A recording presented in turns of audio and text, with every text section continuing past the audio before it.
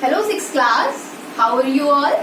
Hope you are all good and healthy at your homes and hope you are doing all good. So students, as you know, my name is Madhurima Kaur and I am your English teacher. Students, in English literature, we have already completed chapter number 1. Okay, so today I am going to start the next chapter, chapter number 2, and the name of chapter number 2 is The Aged Mother, and the writer of this chapter is Matsuo Basho. ठीक है, तो हमारे chapter का name क्या है? The aged mother, और इनके writer कौन है? मात्सुओ बाशो. ठीक है, तो इस स्टोरी को स्टार्ट करने से पहले मैं आपको इसकी समरी बता देती हूँ. ठीक है, कि इस स्टोरी में एक्चुअली में होता क्या है. तो बच्चों, इस स्टोरी में 3 कैरेक्टर है. ठीक है, एक तो रूलर, एक एज्ड मदर और एक सन. ठीक है, मतलब एज्ड मदर जो है वो उनका एक सन. ठीक है, तो क्या होता है कि जो रूलर होता है वो बहुत ज्यादा क्या होते हैं, क्रूअल होते हैं, और वो टाइम टाइम पे अपने ऑर्डर को क्या करते हैं, इशू करते हैं, और उन ऑर्डर के साथ वो एक डिमांड भी इशू करते हैं. ठीक है, तो बेसिकली इस स्टोरी में बच्चों एक मदर और एक सन के लव को दिखाया गया है कि वो एक दूसरे से कैसे लव करते हैं. ठीक है, तो इस स्टोरी को अब हम पढ़ेंगे. ठीक है, so for that just take out your book. Okay, open chapter number 2 at page number 23. Okay, so let's start. Long ago, there lived at the foot of the mountain a poor farmer and his aged widowed mother. बहुत समय पहले the foot of the mountain, यानी कि एक तो होता है कि माउंटेन पे रहते हैं लोग, पहाड़ों पर रहते हैं, लेकिन वो कहाँ रहते थे? पहाड़ों से नीचे रहते थे. ठीक है, तो कौन रहते थे? A poor farmer and his aged widowed mother. एक पुअर फार्मर और एक उसकी बूढ़ी माँ रहती थी. ठीक है, they earned a bit of land which supplied them with food. उनके पास एक छोटी सी क्या थी? अपनी जमीन थी, और वो जो जमीन थी वो उनको क्या प्रोवाइड कराती थी? फूड प्रोवाइड कराती थी. And they were humble, peaceful and happy. और वो लोग क्या थे? बहुत ही हम्बल थे, पीसफुल थे एंड हैप्पी थे. Shining was govern by a despotic. देखिए, शाइनिंग क्या है? शाइनिंग वो जगह का नाम है जहाँ पे ये लोग रहते थे. ठीक है, तो shining was govern by a despotic leader who, though a warrior, had a great and cowardly shrinking from anything suggestive of failing health and strength.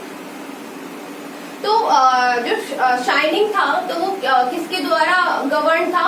वो एक डेस्पोटिक लीडर, यानी कि क्रूअल लीडर के द्वारा क्या था? गवर्न था. ठीक है, जो हेल्थ एंड स्ट्रेंथ को फेल करने के विचारों चीजों से महान था और कायरता से सिकुड़ता जा रहा था. यानी कि उसको कहीं ना कहीं ये डर था कि उसके जो वो देश था, देश कह लो, प्रदेश कह लो, वो जो शाइनिंग था, तो वो ये सोचता था कि शाइनिंग में कोई भी जो भी वहाँ पे लोग रहते हैं तो वो सारे लोग कैसे होने चाहिए? यंग होने चाहिए. वहाँ पे कोई भी लोग एज्ड नहीं होने चाहिए, क्योंकि उसके अकॉर्डिंग जो एज्ड पीपल होते हैं वो किसी काम के नहीं होते, और उसको सिर्फ काम के लोगों को ही अपने उस शाइनिंग में रखना था. ठीक है, this caused him to send out a cruel proclamation. The entire province was given a strict order to immediately put to death all aged people. ठीक है, तो ये एक कारण उसके लिए बना कि उसने इसी कॉज से क्या किया? एक अनाउंसमेंट कराया, और उस अनाउंसमेंट में उसने क्या किया?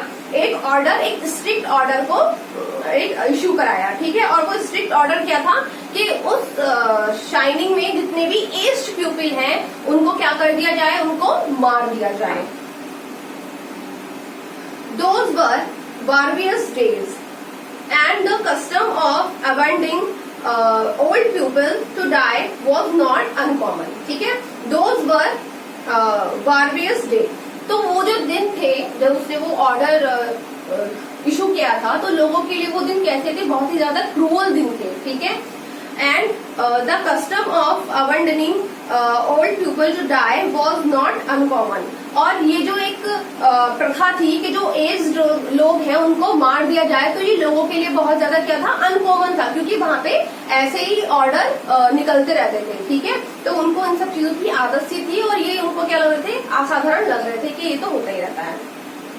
The poor farmer loved his aged mother with tender reverence and the order filled his heart with sorrow.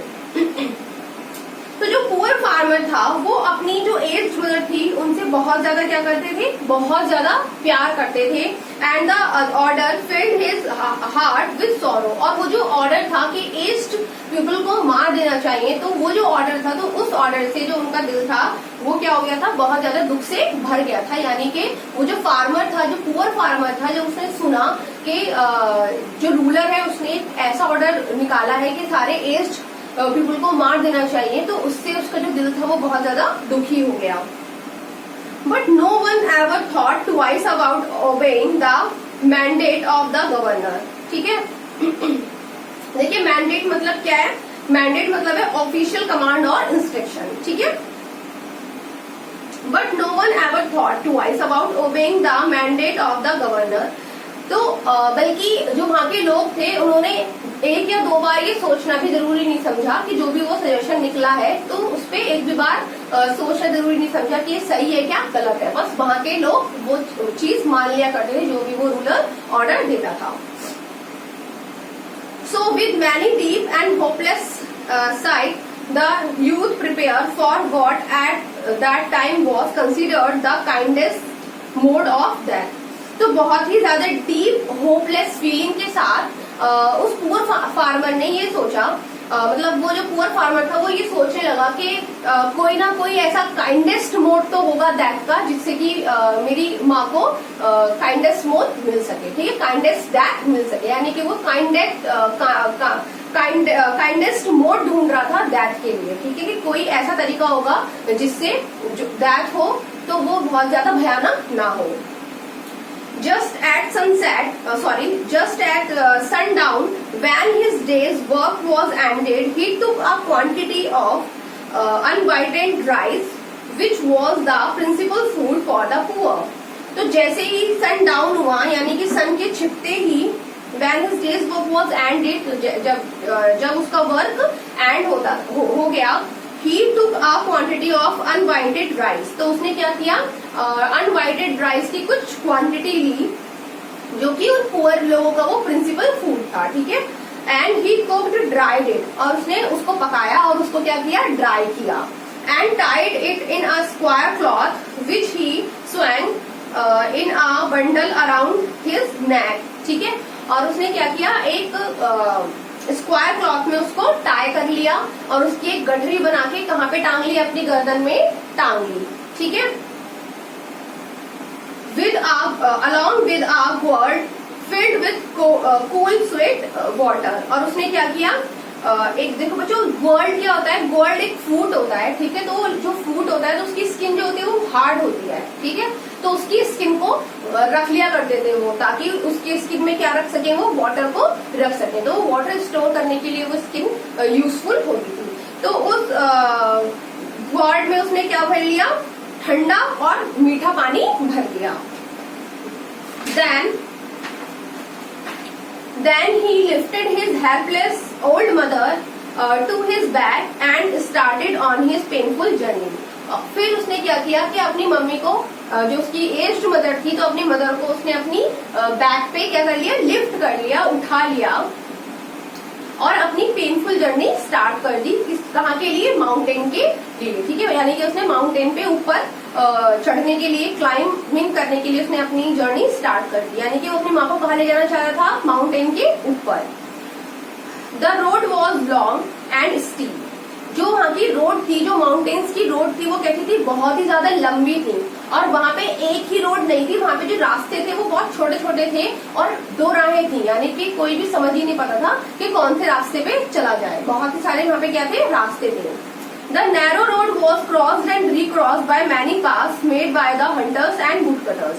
और वो जो रास्ते थे वो बहुत ज्यादा क्या थे, नैरो रोड्स थी, वहां के रास्ते की जो रोड्स थी वो कैसी थी, बहुत ही ज्यादा नैरो थी, बहुत ही ज्यादा संकीर्ण थी, बहुत ही ज्यादा कंजस्टेड थी, और एक दूसरे से क्या थी, क्रॉस रिक्रॉस थी, ठीक है, जिगजैग टाइप में वो क्रॉस डोरिंग थी, जो कि किसने बनाई थी, हंटर्स एंड वुडकटर्स ने वो बनाई हुई थी, ठीक है। In some places they got lost and confuse, और कुछ प्लेसेस पे वो दोनों कंफ्यूज हो जाते थे कि कौन से रास्ते पे वो चल रहे हैं, but he paid no attention, लेकिन वो जो सन था उसने इस चीज को ध्यान में नहीं रखा। वन पाथ और अनदर इट मैटर्ड नॉट, और उसको ये फर्क नहीं पड़ रहा था कि वो एक पाथ पे चल रहा है या फिर दूसरे पाथ पे चल रहा है, बस वो चल रहा था। On he went climbing blindly upward, ever upward toward the highway summit, ठीक है, summit मतलब है बेटा हाईएस्ट पॉइंट, यानी कि उस पहाड़, उस जो माउंटेन की हाईएस्ट पॉइंट पे वो जाना चाहता था, और वो ब्लाइंडली ऊपर चढ़ता ही जा रहा था कि उसको तो कहाँ पे पहुंचना था, उस पहाड़ के हाईएस्ट पॉइंट पे पहुंचना था। Of what is known as ओवेट सुयामा, ठीक है, जिसका नाम क्या था, उस पहाड़ का नाम क्या था बच्चों, ओवेट सुयामा, the mountain of the avoiding of the aged, और इस माउंटेन को क्या कहते थे, इस माउंटेन को कहते थे the avoiding of the aged, और उसका नाम क्या था, ओवेट सुयामा। The eyes of the old mother were not so dim but that they noted the rattles hastening from one path to another and her loving heart grew anxious, ठीक है। तो वो जो एज्ड मदर थी, तो जो उनकी आंखें थी, जो उनकी आंखों की साइड थी वो बहुत ज्यादा डिम थी, यानी कि उनको बहुत अच्छा तो नहीं दिखता था लेकिन दिखता था। तो जब वो नोट कर रही थी, जब वो रास्तों को देख रही थी, जो कि रास्ते कैसे थे, बहुत ही ज्यादा डेंजर लग रहा था उनको वो रास्ता, ठीक है, तो वो जो पाथ था वो उनको बहुत ज्यादा क्या लग रहा था, डेंजर लग रहा था, तो जिससे उनका जो हार्ट था वो कैसा हो गया, घबराने लग गया, ठीक है, उनको लग रहा था कि वो एक बहुत ही डेंजरस पाथ पर चल रहे हैं। Her son did not know the mountain's many paths and his return might be one of danger. और her son did not know the mountain's many paths. उनका जो बेटा था, वो जो पुअर फार्मर था, वो बहुत सारे रास्तों को माउंटेन के नहीं जानता था। And his return might be one of danger. और जब वो लौटेगा तो शायद वो उसके लिए क्या हो सकता है, बहुत ज्यादा डेंजर हो सकता है। कौन सोच रहा था ये, उनकी एज्ड मदर सोच रही थी। So she stretched forth her hand and snapping the twigs from bushes as they passed. तो उन्होंने क्या किए, उन्होंने अपने हाथ को स्ट्रेच किया, अपने हाथों को फैलाया, और रास्ते में जितने भी, बेटा स्विंग मतलब क्या होती है, टहनियां, तो रास्ते में जितनी भी छोटे मोटे पेड़ की, बुशेस की टहनियां उनके हाथ लग रही थी, वो उसको तोड़ते हुए चल रही थी। And snapping the twigs from brushes as they passed, she quietly dropped a handful every few steps of the way so that as they climbed. तो जब उन्होंने अपने हाथ को फैलाया और उन्होंने क्या करा, टहनियों को लेना शुरू कर दिया, और उन टहनियों को तोड़ तोड़कर उन्होंने अपने रास्ते में ड्रॉप करना शुरू कर दिया, ठीक है, क्यों, ताकि वो क्या बना रही थी, पहचान बना रही थी कि वो किस रास्ते से जा रहे हैं, ताकि जब उनका बेटा लौटे तो वो आराम से क्या कर सके, अपने घर जा सके उन टहनियों को देखकर।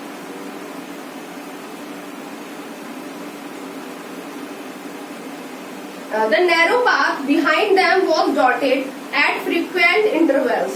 और जो उनके पीछे जब वो जा रही थी, जब वो पीछे अपना रास्ता देखती थी, जो कि बहुत ही ज्यादा क्या था, नैरो था, तो वो कैसा दिखाई दे रहा था, फ्रीक्वेंट इंटरवल्स में डॉटेड दिखाई दे रहा था, विथ टाइनी पाइल्स ऑफ ट्विंग्स। उस टहनियों की पाइल्स के साथ वो बहुत ज्यादा छोटा दिखाई दे रहा था, क्योंकि देखो जब भी आपने देखा होगा कि जब हम आगे चलते रहते हैं तो हमारी पीछे की चीज क्या होती रहती है, छोटी होती रहती है। तो जब वो आगे चल रहे थे, जब उन्होंने पीछे का रास्ता देखा, तो वो रास्ता कैसा लग रहा था, फ्रीक्वेंटली इंटरवल्स में बहुत ही ज्यादा छोटा, डॉटेड छोटा लग रहा था, और वहां पे क्या पड़ी हुई थी, उनकी वो टूटी हुई टहनियां उस रास्ते में पड़ी हुई थी। At last the summit was reached, और अंत में वो लोग कहाँ पहुंच गए, at last the summit was reached, और अंत में वो लोग कहाँ पहुंच गए, उस हाईएस्ट पॉइंट पे पहुंच गए। समिट मतलब हाईएस्ट पॉइंट, ठीक है, तो वो उस माउंटेन की हाईएस्ट पॉइंट पे पहुंच गए, जहाँ पे वो पुअर फार्मर अपनी माँ को ले जाना चाहता था। Very and heart sick, the youth gently realized his burden and slightly prepared a place of comfort as his last duty to the loved one. ठीक है, वो थका हुआ पुअर फार्मर, और उसका जो दिल था वो भी क्या था, थक चुका था. ठीक है, तो सिकी हार्ट वाला और थका हुआ वो पुअर फार्मर, उसने रियलाइज किया अपने बर्डन को. कौन थी? जो कि उनकी एज मतलब उनके कंधे पर थी. तो जब हम अपने कंधे पे कुछ चीज लेकर चलते तो हमें लगता है ना बर्डन. ठीक है, तो उसको भी वो बर्डन फील हुआ. तो तब उसने क्या किया, अपनी माँ को नीचे उतार दिया और उनके लिए एक कंफर्ट प्लेस को प्रिपेयर करने की सोचने लगा, जो कि उसकी क्या थी, फर्स्ट ड्यूटी थी अपने लव्ड वन के लिए कुछ करने की. Gathering fallen pine needles, he made a soft cushion and tenderly lifted his old mother onto. देखिए पाइन नीडल्स क्या होते हैं बच्चों, देखो जो भी माउंटेन्स होते हैं, ठीक है, माउंटेन एरियाज में जो पाया जाता है वो सबसे ज्यादा क्या, कौन सा ट्री पाया जाता है, पाइन ट्री, मतलब देवदार का पेड़ पाए जाते हैं. तो जो देवदार के जो पेड़ की जो लीव्स होती हैं, ठीक है, तो वो कैसी होती हैं, वो नीडल्स होती हैं, बहुत ही ज्यादा नुकीली होती हैं. तो उसने वही पाइन नीडल्स को, यानी कि उसकी पत्तियों को क्या करना शुरू कर दिया, गैदर करना शुरू कर दिया, और उनसे क्या बनाया, एक सॉफ्ट कुशन बनाया, और उस पर किसको बिठा दिया, अपनी माँ को बिठा दिया. He wrapped her padded coat more closely about the stooping shoulders, and with tearful eyes and an aching heart he said farewell. तो स्टूडेंट्स, जब वो अपनी माँ को लेकर आया था अपने साथ, तो उसकी माँ ने क्या पहन रखा था, एक कोट पहन रखा था. ठीक है, एक पैडेड कोट, यानी कि जो जाड़ों में पहनते हैं ना, तो पैडेड मतलब वो बहुत ज्यादा क्या था, गर्म कोट था. तो उन्होंने वो पहन रखा था. जब वो चल रहे थे ऊपर की ओर, जब वो चढ़ रहे थे, तो उनका कोट उनके शोल्डर से नीचे गिर गया था. तो उसने उस कोट को क्लोजली जाके उसको ठीक किया, अपनी माँ के कोट को, और टीयरफुल आईज से, और उसके हार्ट में बहुत ज्यादा पेन भी था क्योंकि वो अपनी माँ को छोड़ रहा था. तो अपनी आंखों में आंसू लिए हुए और अपनी आंखों में आंसू लिए हुए और एचिंग हार्ट से उन्होंने क्या बोला, अपनी माँ को गुड बाय बोला. The trembling mother's voice was full of unselfish love as she gave her last injunction. तो कपकपाती हुई उसकी माँ की आवाज, जो कि अनसेल्फिश लव से भरी हुई थी, उन्होंने एक क्या दिया, इंजेक्शन. इंजेक्शन मतलब होता है बेटा वार्निंग. तो उन्होंने अपनी कपकपाती हुई आवाज से, जो कि पूरी लव से भरी हुई थी, तो एक वार्निंग दी. Do not let your eyes be blinded my son, कि तुम्हें अपनी आंखों को अंधा नहीं रखना है, उन्होंने कहा. ऐसा क्यों बोला बच्चों उन्होंने, क्योंकि एज्ड मदर को पता था कि उन्होंने रास्ते में क्या गिराई है, टहनियां गिराई हैं. तो उसने यही बोला कि जब तुम लौटोगे तो अपनी आंखों को ब्लाइंडली तुम उस रास्ते पर मत चलना, देखते हुए चलना. The mountain road is full of dangerous. जो माउंटेन रोड होती है वो क्या होती है, डेंजर से भरी हुई होती है. Look carefully and follow the path which holds the piles of twins. तो उन्होंने बताया कि तुम्हें केयरफुली देखकर चलना है और उस पाथ को फॉलो करना है जिस पर क्या पड़ी हुई है, द पाइल्स ऑफ ट्विंस, जहाँ पे टहनियां गिरी हुई हैं. तुम्हें उस वाले पाथ को क्या करना है, फॉलो करना है. They will guide you to the familiar path farther down. और वो जो टहनियां है, तो वो जो पाथ है जिस पर टहनियां गिरी हुई है, वो तुम्हें क्या करेगा, गाइड करेगा नीचे उतरने के लिए.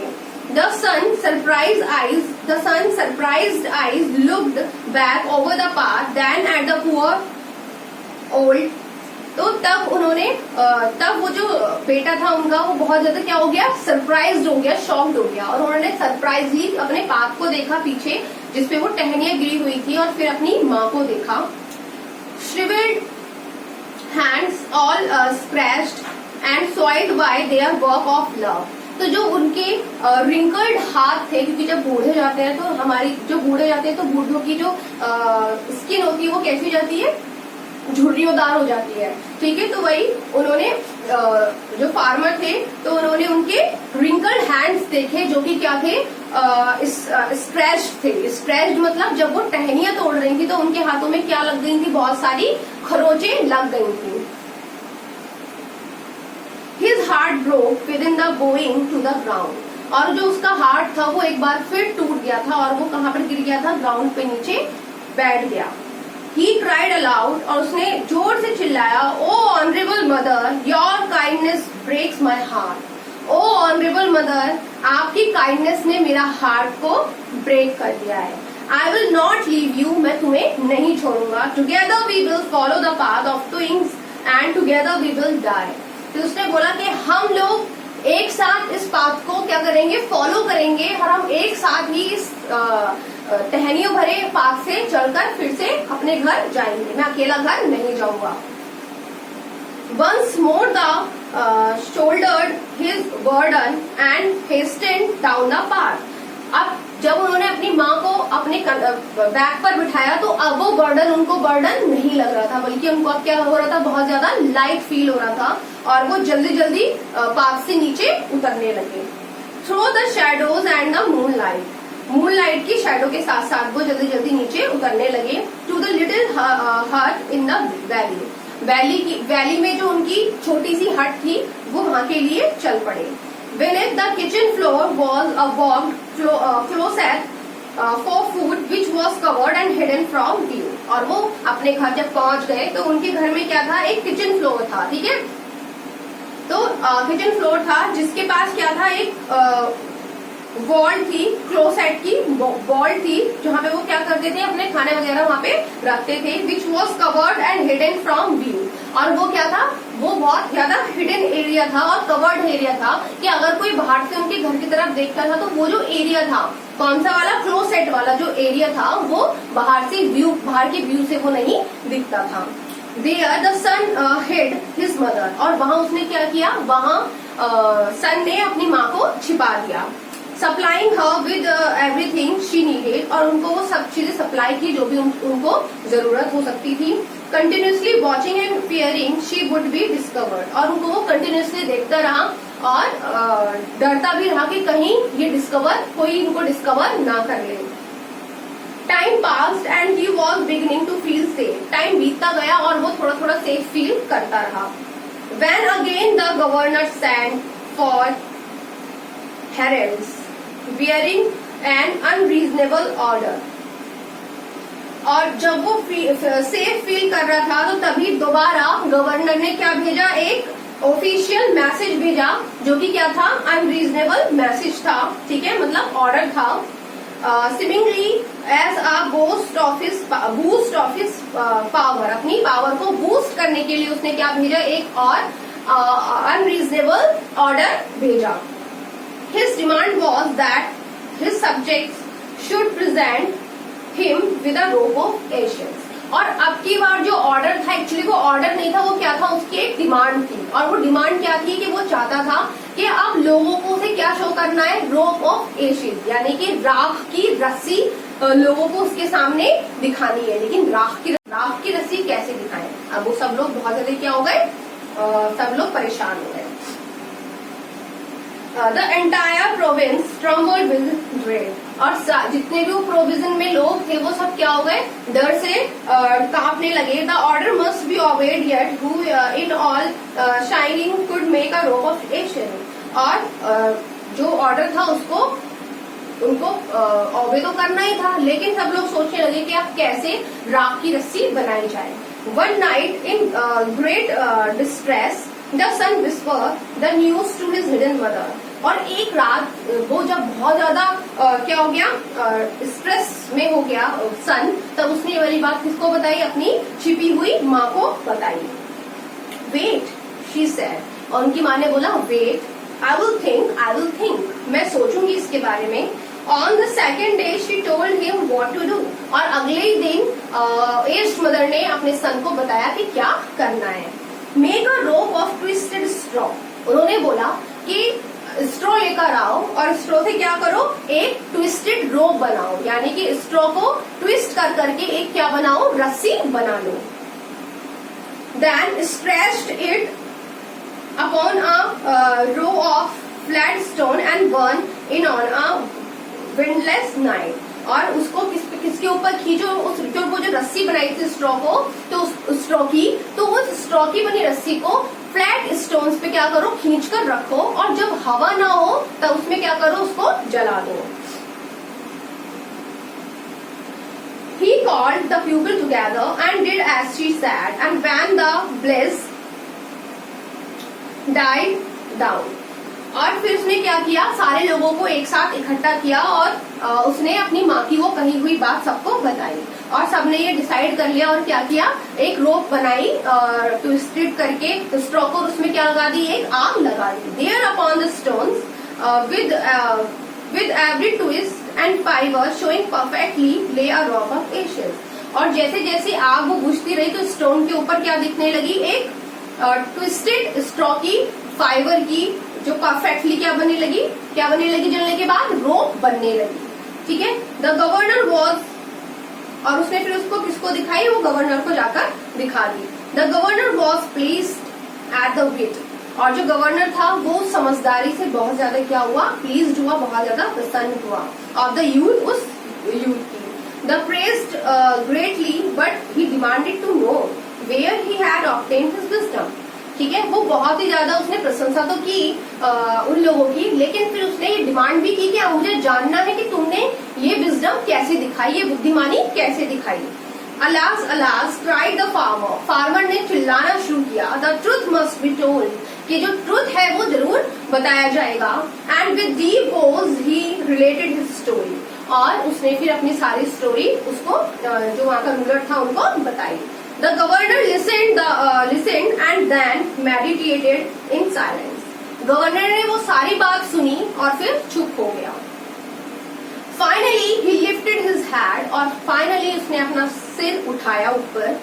Shining needs more than the strength of youth, he said gravely, और उसने ग्रेवली ये चीज कही कि शाइनिंग को यूथ की स्ट्रेंथ से ज्यादा भी कुछ चाहिए। क्यों बोला उसने बच्चों, क्योंकि जो वो गवर्नर था वो क्या सोचता था कि उसके शाइनिंग को किसकी जरूरत है, स्ट्रेंथ ऑफ यूथ, यानी कि यूथ की स्ट्रेंथ की जरूरत है, एज्ड पीपल नहीं चाहिए, कि एज्ड पीपल उसके लिए क्या होते थे, यूजलेस होते थे, कि वो कुछ नहीं करते। That I should have forgotten the well-known saying with the crown of snow। फिर उसने बोला कि that I should have forgotten, कि मैं शायद भूल गया था, जो कि सही कहा गया है किसी के द्वारा, with the crown of snow, कि जो लोग comes wisdom। ठीक है बेटा, ये क्या है with the crown of snow, इसका मतलब क्या है कि स्नो क्राउन वाला सिर। तो मतलब क्या होता है कि व्हाइट सिर किसका होता है बच्चों, व्हाइट बाल हेयर किसके होते हैं, एज पीपल के होते हैं। जब लोग बूढ़े हो जाते हैं तो उनके बाल कैसे हो जाते हैं, सफेद हो जाते हैं। तो उसने यही बोला कि जो भी सफेद सिर वाले लोग होते हैं वो कौन होते हैं, बहुत ही ज्यादा होशियार होते हैं, इंटेलिजेंट होते हैं। ठीक है, और उनसे ही हमें क्या मिलती है, बुद्धिमानी सीखने को मिलती है। वो ये समझ चुका था।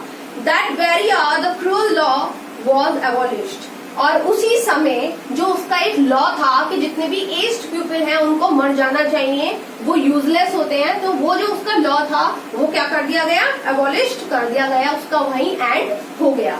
And the custom drifted into age far a past that only legends remain, और ये जो कस्टम था कि एज्ड पीपल को मार देना चाहिए, तो उस कस्टम का भी क्या था कि वो वाला कस्टम अब स्टोरीज में ही रह गया है। ठीक है, पुरानी स्टोरीज में ही रह गया है, वो अब फॉलो नहीं किया जाता।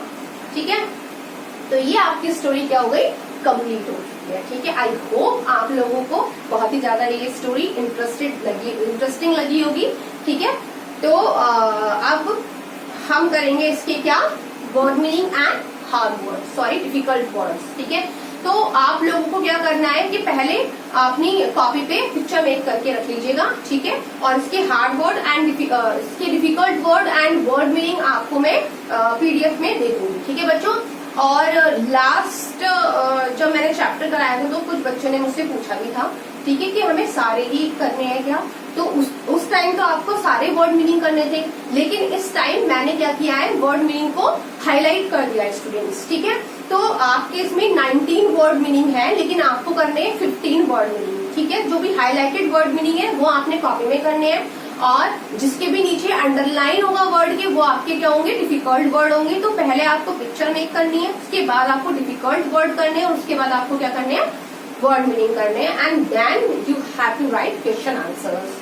ओके, तो आप लोगों का ये होमवर्क है कि आप इस चैप्टर को घर पे बैठ के अच्छे से पढ़ेंगे। ठीक है, और अपने पिक्चर बनाएंगे, एंड टाइमली जैसे ही आपको पीडीएफ मिलेगा तो आप अकॉर्डिंगली उसके difficult word and word meaning करेंगे. Okay class, so take care class, bye.